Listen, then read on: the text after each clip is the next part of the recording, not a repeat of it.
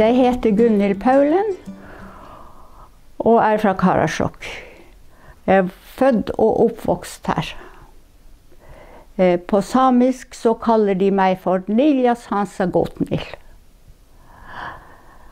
Og jeg har vært sykepleier og jobbet flere steder.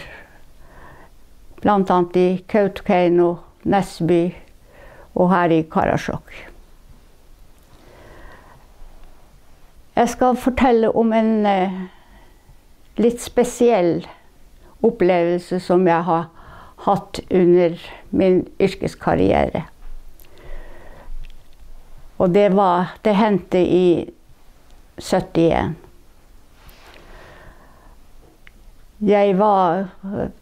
Jeg var vel ikke i arbeid da, for vi hadde fått et barn da i februar måned.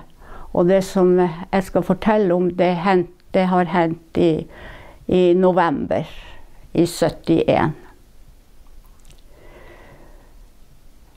Så vi hadde 2 barn da, og den eldste var 2 år og 3 måneder, og den yngste da 9 måneder gammel.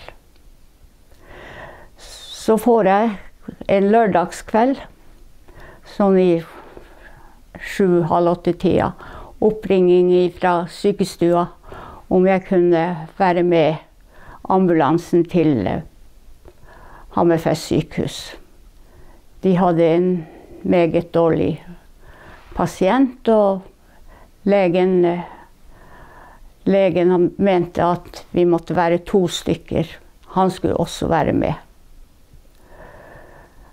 Og den tid var det jo bare 1 sykebil her i Karasjok. Og den hadde tidligere på dagen kjørt til Hammerfest med en pasient. Så vi måtte ha en bil fra Lakselv som kom i 8-tida hit. Først så sa jeg kan ikke være med. Jeg har jo 2 små barn og baby, og kan ikke dere finne noen andre? Så ringer telefonen. Ja, så var det stille en stund, og så ringer telefonen igjen. Nei, vi klarer ikke å finne noen. Så prøver jeg igjen å si det at, ja, men har dere ringt den og den og den? For jeg visste jo det at det skulle være i hvert fall 4 sykepleiere til her i bygda. Ja, det var en de ikke hadde prøvd, så de skulle prøve å ringe på nytt. Men ikke lenge etter, 10 minutter, så kommer det den 3. telefonen til meg. Kan du ikke være med? Det er krise. Ja vel, og da tenkte jeg som så, ja, det tar 4 timer. Det er 23 mil fra Karasjok og til Hammerfest. Men den tid var det jo også ferge over Kvalsundet. Sånn at det ville jo ta ekstra tid det også. Men jeg regnet ut altså, at det skulle jo gå på 3,5 timer bort, og så en liten pause der, og til morgen skulle jeg være hjemme igjen. Så sa jeg ja. Og vi startet, og det gikk veldig bra bortover. Og når vi da, før vi kjørte fra ferga på Øya-siden, Hammerfest-siden, så avtalte jo sjåføren med folkene på ferja at de måtte være klar når vi kommer tilbake. For at legen hadde, den tid var det jo sånn at det var felleslege i helgene, Karasjok og Porsanger. Så så legen hadde jo ansvaret både for Karasjok og Porsanger. Og det er ganske stort område.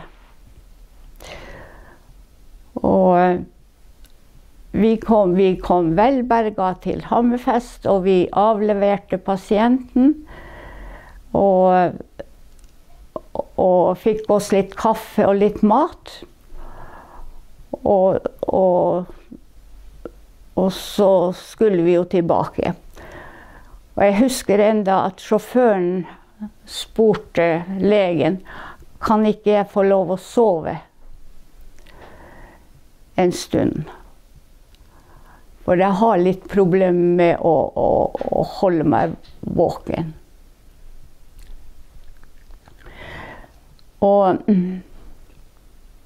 Men så sier legen det, nei vi må komme oss fortest mulig av gårde, for at jeg har vakt over Porsanger og Karasjok.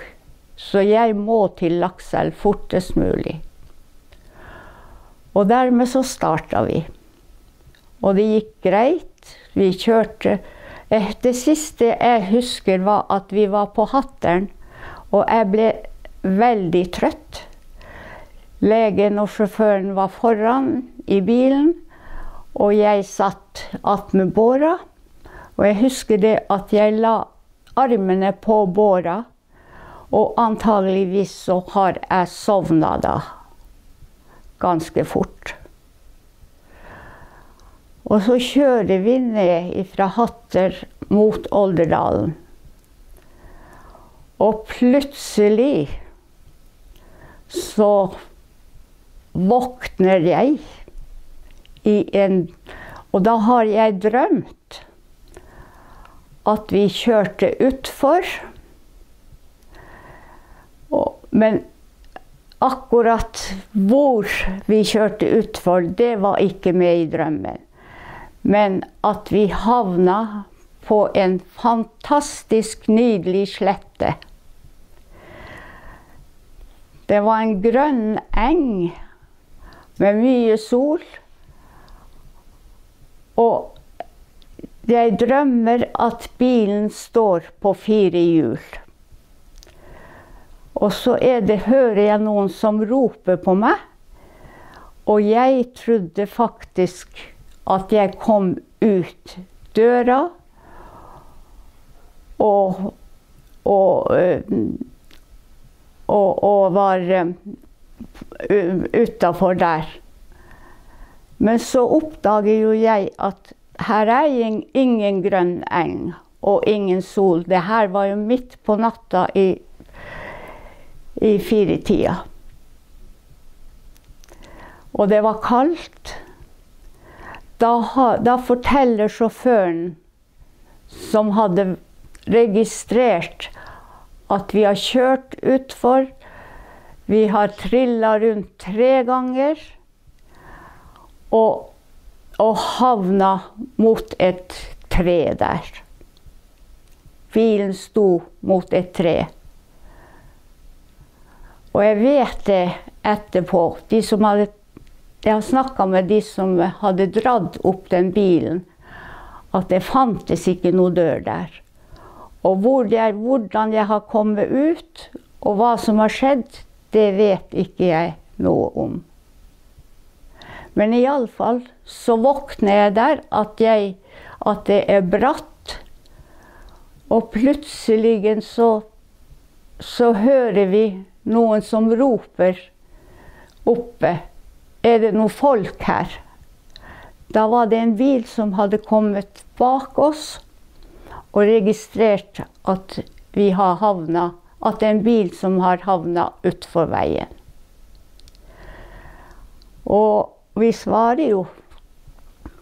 Og så begynner vi å klatre oppover. Og det var sånne små trær der, så vi dro oss. Det var ganske bratt, og det var kaldt. Det her var jo i november måned. Og akkurat jeg har fått høre det at det var 18 grader ute. Og vi kommer oss Vi alle tre i livet.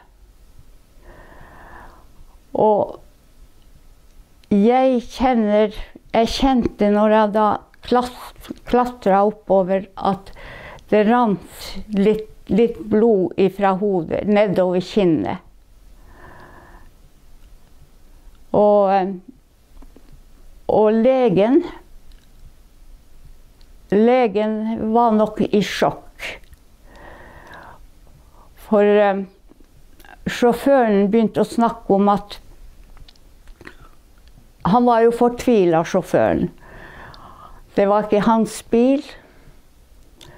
Han var leiesjåfør, og nå har jeg ødelagt sykebilen. Hvorpå legen svarer, men vi lever alle sammen, og vi skal til Lakselv. Jeg har vakt over Porsanger og Karasjok. Så kommer vi jo opp på veien, og der står en mann og venter på oss med bil. Og han sier at jeg kjører dere til Hammerfest. Hvorpå legen da svarer at nei, jeg skal til Lakselv. Jeg har vakt over Porsanger og Karasjok. Så du skal kjøre dit. Og vi setter oss i bilen, og han kjører oss til brøytestasjonen i Oldefjord. Og der får vi drosja. Og fremdeles så har jo legen ansvaret, og han gir jo beskjed at vi skal til Lakselv. Men vi alle i livet. Og da vi kom til Lakselv i 6:30 på morgenen. 6:30 på morgenen. Og jeg hadde et lite kutt i hodet, men det var bare ett sting. Men jeg husker at jeg tok av støvletter, så var det masse glassbiter inni støvlettene. Og det rare var jo det at strømpene var jo ødelagt inni der. Men det var ikke noe blod der, ingenting. Og sjåføren hadde ingen skade, bortsett han kjente at han hadde litt vondt i benet. Men det var ikke noe skrammer. Men legen var nok i sjokk. For at mens jeg lå på benken der og ble sydd, så hører jeg at han roper at jeg vil ikke til Hammerfest. For antagelig var han såpass elendig at det kom jo 2 leger til der. Det var 2 leger i Lakselv da. Så de kom til, og antagelig har de da blitt enige om at denne legen som var med, må til Hammerfest sykehus. Så jeg hører han roper at jeg vil ikke, jeg drar ikke til, jeg har vakt over Porsanger og Karasjok. Hvorpå det etter hvert ble stille der, og jeg fikk meg en seng, og jeg sovna antagelig. Og var glad for at vi alle lever. Så jeg hadde et opphold 2 uker på 1 uke i Lakselv på sykestua, og 1 uke her i Karasjok.